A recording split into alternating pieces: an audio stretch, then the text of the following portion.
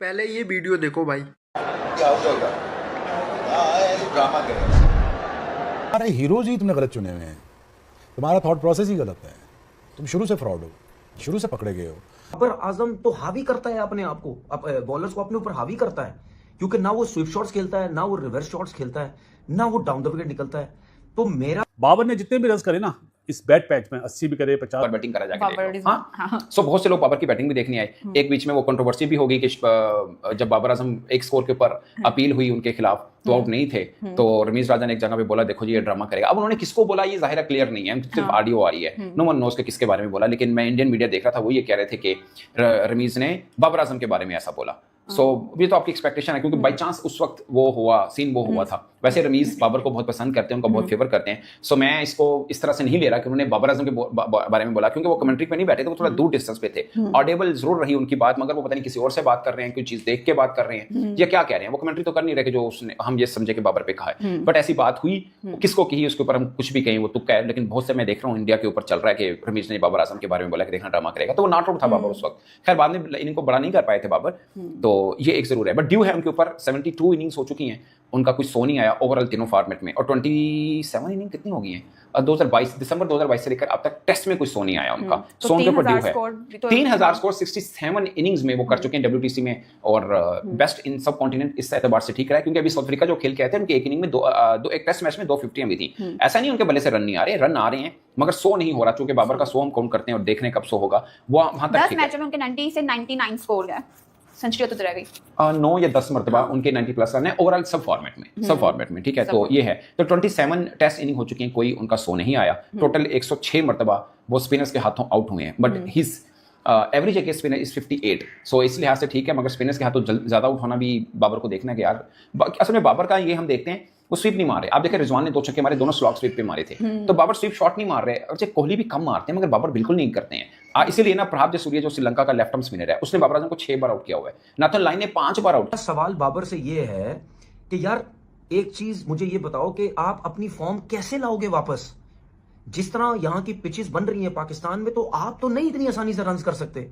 आपके लिए रन तो बहुत मुश्किल हो जाएंगे, क्योंकि आप सिर्फ खड़े खड़े खेलते हो। खड़े खड़े तो आप रन नहीं कर सकते। जो चौके उसने बाबर आजम ने लगाए हैं वो भी देखो, वो आगे सेंटर में गिरा हुआ बॉल नहीं तो बहुत ज्यादा बैड बॉल थे, ऑफ स्टंप से बाहर था, पीछे था, जिसमें ऑन पे या बहुत मुंह पे थी। वो खड़े खड़े बाबर ने चौके लगा दिए। लेकिन जब आपको स्ट्रेच करना पड़ेगा और जब सेंटर में बॉल गिर रहा होगा, तो आप कैसे उसको खेलोगे, टैकल कैसे करोगे? इस तरह तो आप रन ही नहीं कर सकते कभी भी। फास्ट बॉलर आता है, सेंटर में बॉल गिरता है, बाबर के स्विंग सीम होता है, वहां पे बाबर को प्रॉब्लम हो रही है।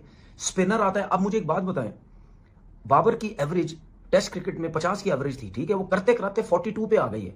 अब ये जो 42 की एवरेज आई हुई है बाबर की, ठीक है, हम अभी भी कहते हैं सबसे अच्छा प्लेयर है सबसे, लेकिन 42 एवरेज आप रिजवान के साथ खड़े हो गए हैं, तकरीबन आप सलमान आगा के साथ खड़े हो गए हैं, सऊद शकील 50 की एवरेज पे खेल रहा है। तो जब आप उनकी साथ आके खड़े होंगे तो फिर क्या बोलेंगे लोग ये बोलेंगे कि जी बाबर सबसे अच्छा प्लेयर है। आपकी एवरेज तो उनके साथ आने लग गई है, आप उनके साथ खड़े होने लग गए। तो जिस तरीके से आप आउट हो रहे हैं पाकिस्तान की कंडीशन में, जिस तरह स्पिन ट्रैक्स बन रहे हैं, और इसी तरह ही बनेंगे मुझे अब लगता है, क्योंकि वो तो हमारे लोग तो कोशिश ही नहीं करेंगे कि यार फास्ट बॉलिंग के हिसाब से कोई पिचेस बने, क्योंकि वो तो दूसरी टीम फायदा उठा जाएगी। हमें सिर्फ एक ही एडवांटेज है कि हम इसी तरह स्पिन ट्रैक्स बनाते हैं, उसी में ही हमारे प्लेयर्स 300-400 450 रन करें तो दूसरी टीम को 2 दफा ये जल्दी आउट करने की कोशिश करते हैं।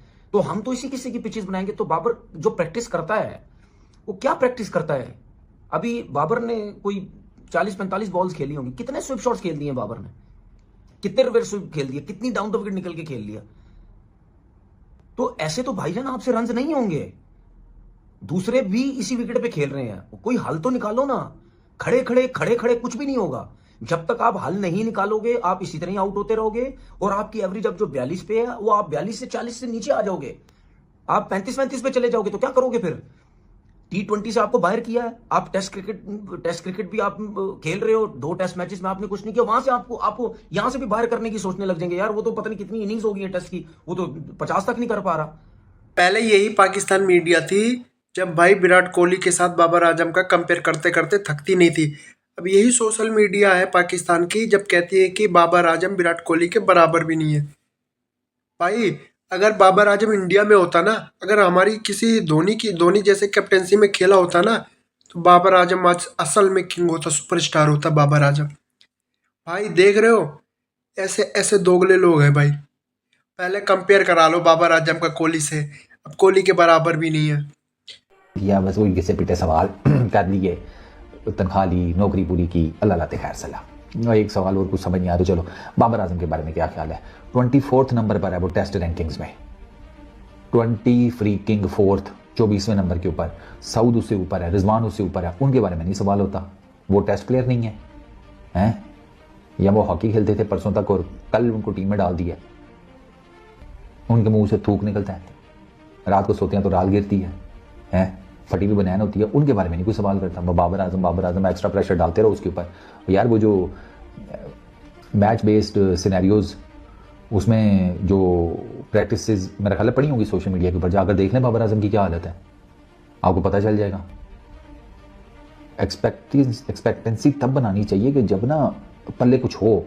अभी ना उसके पल्ले कख है ना आपके पल्ले कख है। बाबर आजम के बारे में क्या ख्याल है, सारी दुनिया को पता है वो आउट ऑफ फॉर्म है। तो क्वेश्चन में चाचा बाढ़ के क्या कर लेगा, उसको उसकी फॉर्म वापस ले आएगा।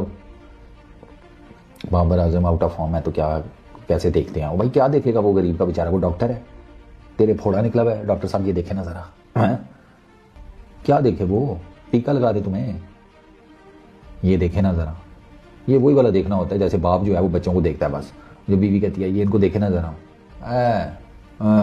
अच्छा, वो भी 2 मिनट देखते हैं, अब अब्बा अखबार पढ़ने लग गया, वो फिर शुरू हो जाते हैं।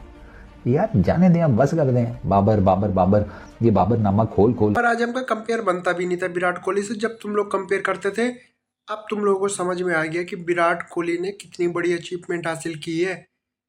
पाकिस्तान के जो सोशल मीडिया है ना भाई, वो अपने पे 1 सेंचुरी लगा दे, 2 सेंचुरी लगा दे, 3 सेंचुरी अगर लगातार लगा दी किसी बैट्समैन ने पाकिस्तान में, तो भाई ये कंपेयर सीधा सचिन और विराट कोहली से करने लगते कि इनसे बड़ा बैट्समैन कोई नहीं है।